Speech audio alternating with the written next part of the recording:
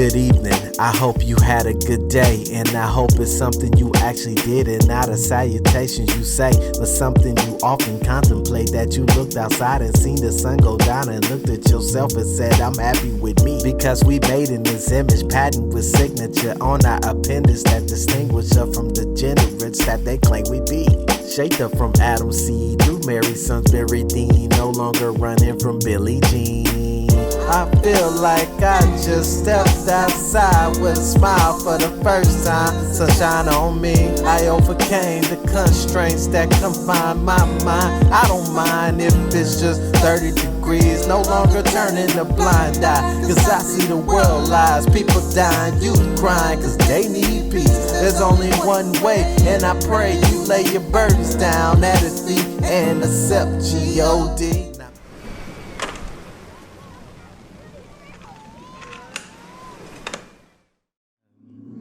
C'est une vaste question, mais je vais te répondre par rapport à un livre qui va probablement t'intéresser et qui, moi, m'a énormément plu, que j'ai lu, qui s'appelle Les formes de l'oubli. Un petit livre d'anthropologie et de philosophie qui a été écrit par un monsieur qui s'appelle Marc Augé. Et dans ce livre, donc, il parle de l'oubli, mais il dit il n'y a pas d'oubli sans mémoire et il n'y a pas d'oubli sans souvenir. Il dit l'oubli et la mémoire, c'est comme la vie et la mort. Ça va de pair. Et moi, je crois que je suis assez d'accord avec ça. C'est une question un peu difficile aujourd'hui. Surtout aujourd'hui dans le monde dans lequel on vit, où on parle beaucoup de ça. Avec la cancel culture, par exemple. Non, mais c'est vrai, tu vois. Est-ce qu'on doit oublier des choses parce qu'en fait, ou alors se dire qu'on n'en parle pas parce qu'elles sont pas justes, éthiquement, que c'est de la merde, grosso modo. Et moi, c'est des vraies questions et je me dis qu'il y a besoin des deux. Ça dépend du contexte, mais qu'il y a des fois où c'est tellement important d'oublier pour pouvoir vivre. Et il y a des fois où en même temps, il ne faut pas perdre tout et il faut vraiment se souvenir pour pouvoir entretenir la vie. Et entretenir les choses pour continuer à y aller, quoi. Parce que des fois, les souvenirs, ils sont tellement forts qu'ils nous submergent, quoi. Voilà. Mais moi, j'ai une mémoire de merde, par exemple. Mais j'adore, en tout cas, mon plus grand plaisir de joie, la plus grande joie de souvenir que j'ai, c'est par l'odorat. Oh. J'adore. Des fois, souvent, la plupart du temps, je sens rien. Mais des fois, souvent avec l'arrivée du printemps, il y a des trop bonnes odeurs qui arrivent et j'adore ça. Des fois, ça me rappelle des trucs quand j'étais petit. La Madeleine de Proust, un peu. La Madeleine de Proust, ouais. Moi, ma Madeleine de Proust, elle est sonore. Olfactive. Olfactive. Ça, c'est un lapsus. Peut-être qu'il fallait que je te parle de son. J'ai une autre question que j'ai pas réussi à lui poser. C'est quoi ton souvenir préféré, peut-être ? Déjà, c'est un exercice très agréable. J'adore. Là, on le voit pas parce que c'est du son, mais je souris. Oui, c'est vrai. Parce que ça me rend vraiment très heureux d'essayer de me souvenir de mes souvenirs agréables.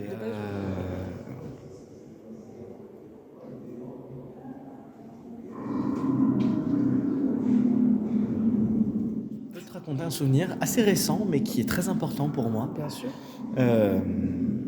Depuis que je suis tout petit, j'ai très peur des araignées. Je suis arachnophobe. Et je travaille dessus depuis maintenant, je sais pas, depuis mes 25 ans à peu près, je travaille dessus de telle sorte à ce que j'essaye d'avoir moins peur des araignées. Donc je m'expose, c'est-à-dire je vais voir des araignées, je lis des livres sur des araignées, je regarde des vidéos d'araignées. J'ai même eu une araignée de compagnie chez moi, dans une petite boîte qui est à côté de mon lit et avec qui j'y vivais. Elle s'appelait Baby.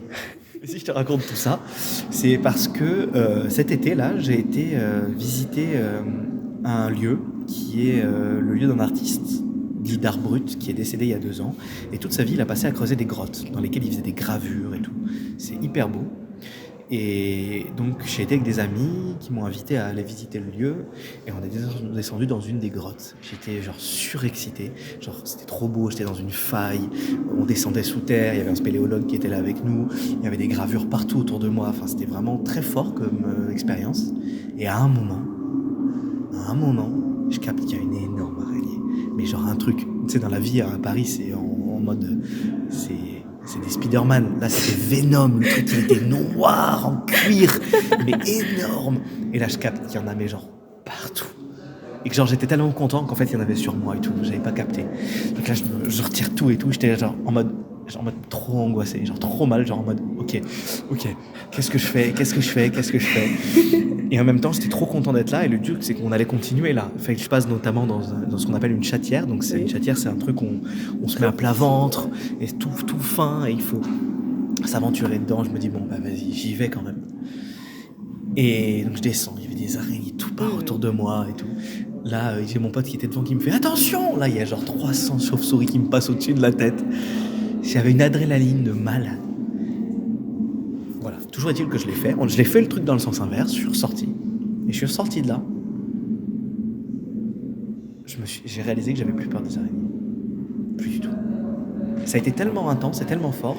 Après toutes ces années, c'est le moment de ma vie où je peux dire j'ai plus peur des araignées. Et maintenant, dans mon atelier sur l'île d'Insomnie, il y a plein d'araignées.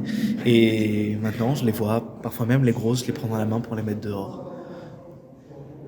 Et ça, je pense, c'est un de mes souvenirs les plus joyeux. Ce moment d'adrénaline, après tout ça, dans la grotte et tout ça, où je découvre que j'ai plus peur des araignées. Trop beau souvenir. Herbacea, c'est elle, c'est moi.